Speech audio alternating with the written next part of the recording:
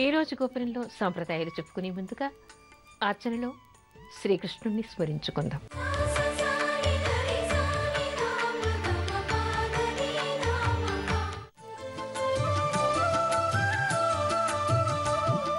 శ్రీ గురువాయూర్ కృష్ణ వందనమయ్యా, నందకుమారా కృష్ణ వందనమయ్యా. శ్రీ గురువాయూర్ కృష్ణ వందనమయ్యా, నందకుమారా కృష్ణ వందనమయ్యా.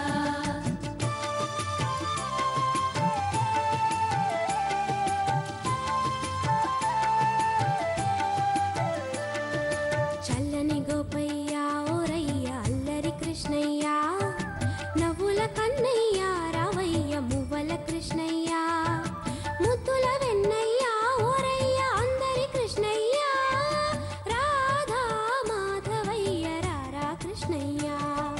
శ్రీ గురువాయూర్ కృష్ణ వందనమయ్యా, నందకుమార కృష్ణ వందనమయ్యా.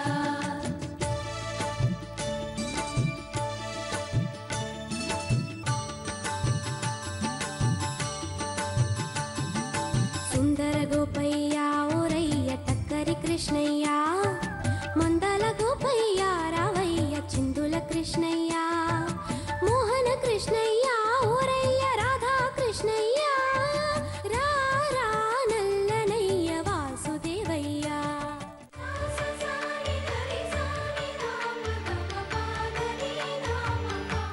సంతానం కోసం మాఘశుద్ధ అష్టమి రోజు ఏం చెయ్యాలి?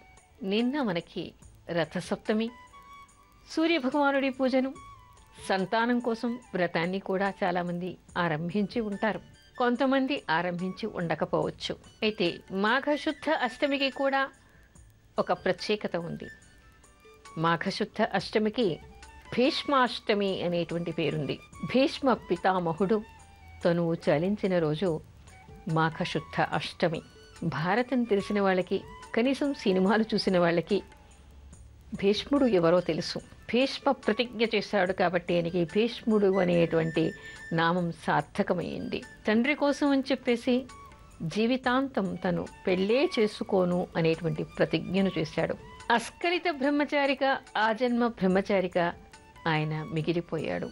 భీష్ముడు ఆ ప్రతిజ్ఞకు కట్టుబడి ఎన్నోసార్లు ఆయనకి మళ్ళీ అవకాశం వచ్చినా అసలు వివాహం చేసుకోవడానికి ఆయన ఒప్పుకోలేరు. అయినప్పటికీ కూడా ఆయన జీవితాంతం అలాగే మిగిలిపోయాడు. అంటే తండ్రి కోసం తన జీవితాన్ని ఆయన త్యాగం చేశాడు.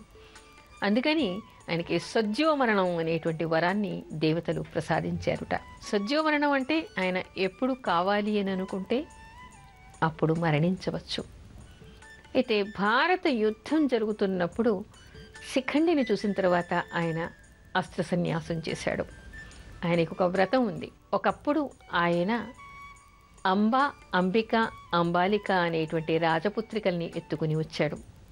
అంటే ఒక రకంగా బలవంతంగా వాళ్ళని తీసుకొచ్చాడు. తీసుకొచ్చి తన తమ్ముళ్ళకి కట్టబెట్టాడు. అయితే అందులో పెద్దదైనటువంటి అంబ అప్పటికే ఆవిడ ఒకరిని వరించటం వలన ఇంకొకరిని వరించినటువంటి స్త్రీ తనకు అక్కర్లేదని తన సహోదరులు చెప్పటం వలన తిరిగి ఆవిడ్ని పుట్టింటికి పంపించేశాడు. కానీ ఆమె ఎవరిని వరించిందో మరొక పురుషుడు నిన్ను ఎత్తుకుని పోయిన తర్వాత నేను నిన్ను వివాహం చేసుకోను అని అంబను ఆమె వరించినటువంటి వ్యక్తి తిరస్కరించాడు.